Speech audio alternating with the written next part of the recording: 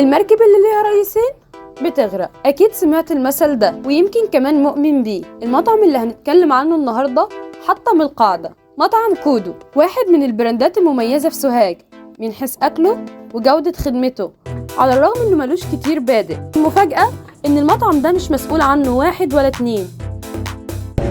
معاكم المهندس مصطفى خالد صاحب مطعم كودو برجر فرايد تشيكن.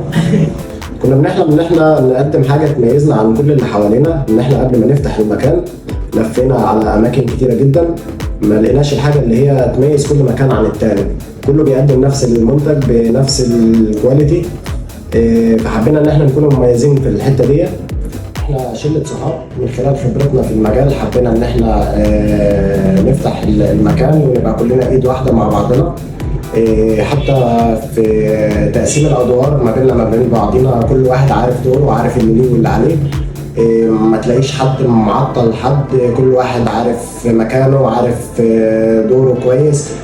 احنا بنتميز بالبرجر وعشان كده حبينا ان احنا نضيفه في ايتمز جديده موجوده عندنا في المنيو، من ضمنها الساندوتش الراب برجر والريزو بيف. هنستناكم تجربوه وتقولوا لنا رايكم.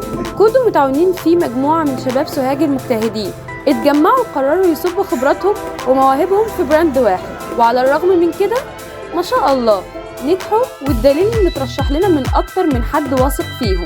قول لنا بقى انت جربت كودو ولا لسه؟ وتفتكر يستحق الدعم والفوز بحملة تسويقية مجانية متكاملة من 7 بيز ولا لا؟ لو شايف كودو يستحق الدعم ادعم الفيديو بلايك وشير عشان يحقق اعلى نسبة مشاهدة.